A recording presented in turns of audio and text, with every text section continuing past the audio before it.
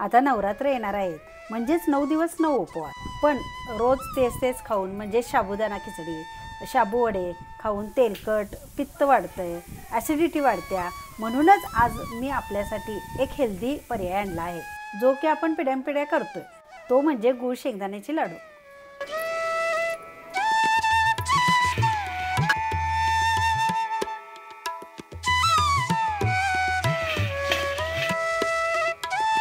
नमस्कार मंडळी, टेस्टी चवमध्ये आपले स्वागत आहे। आज मी आपले गूळ शेंगदाण्याचे लाडू करणार आहे। त्यामध्ये मी माझ्या पद्धतीने आणि काहीतरी वेगळं करता येईल असं करूया। एक 10-15 लाडवाचं मी प्रमाणबद्ध तुम्हाला सांगणार आहे। त्यामुळे चॅनलवर नवीन असाल तर सबस्क्राईब करा आणि कडेची बेल आयकॉन क्लिक करा, म्हणजेच तुम्हाला टेस्टी चवचे ज्यावेळी व्हिडिओ पडतील त्यावेळी नोटिफिकेशन पहिला तुमच्या मोबाईलला येईल। आणि हा व्हिडिओ तुम्ही स्किप न करता पहा, म्हणजेच तुम्हाला डिटेल ह्या लाडूची रेसिपी समजेल। चला तर मग आता आपण लाडू करायला घेऊया।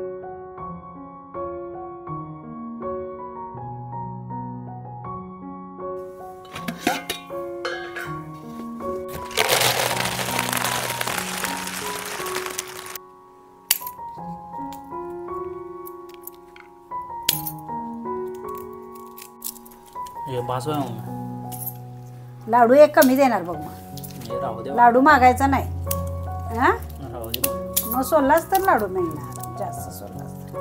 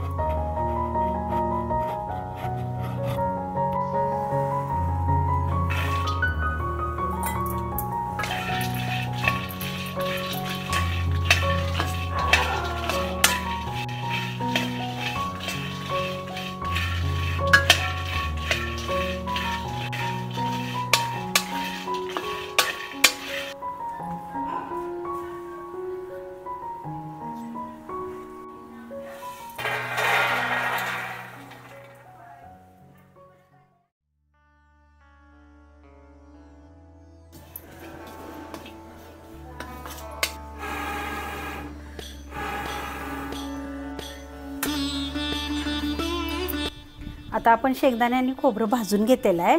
आता मी ह्याच वाटीनं 2 वाटी शेंगदाणे, 1 वाटी खोबरं, 1 वाटी गूळ आणि ह्याच्या निम्मे खजूर घेतलेला आहे।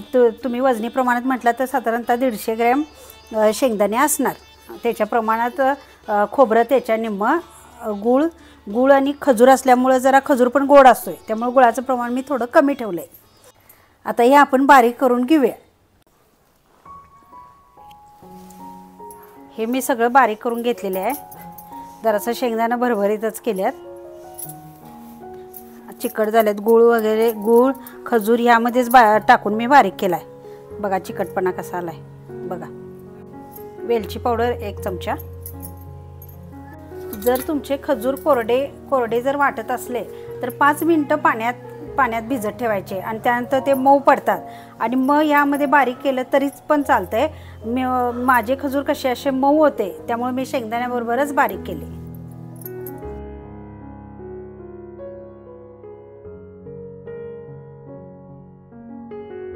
पाहू शकता आपले लाडू तयार झालेले आहेत, मस्तच झालेले आहेत चवीला आणि सुगंध तर छानच येत आहे। हे लाडू करताना जरी हे सोपे असले तर थोडीशी काळजी घ्यायला लागते। जर तुम्ही गुळाचा पाक करणार असाल तर कसं होते, गूळ जास्त पातळ झाले की वळत नाहीत लाडू आणि घट्ट झालं की लाडू कडक होतात। त्यापेक्षा मी काय केलं, गूळ किसून तसाच मी बारीक केला शेंगदाण्याबरोबर, त्यामुळं एकजीव होतोय गूळ आणि लाडू पण छान होतात।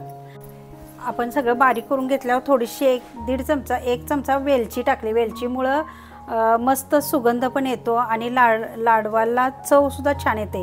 तुम्हाला वाटलं तर तुम्ही जायफळ सुद्धा किसून घालू शकता। मी जायफळ घातलेलं नाही आहे, तर तुम्हाला आवडत असेल तर जायफळ सुद्धा घाला। अशा पद्धतीने केलेले लाडू नवरात्रात एक लाडू खाल्ला की एक नाश्ता केल्यासारखा आहे। त्यामुळे नक्की अशा पद्धतीने बनवून बघा आणि कसे झाले मला कमेंट करायला विसरू नका आणि चॅनलवर नवीन असाल तर लगेच सबस्क्राईब करा। लवकरच भेटूया पुढच्या व्हिडिओत।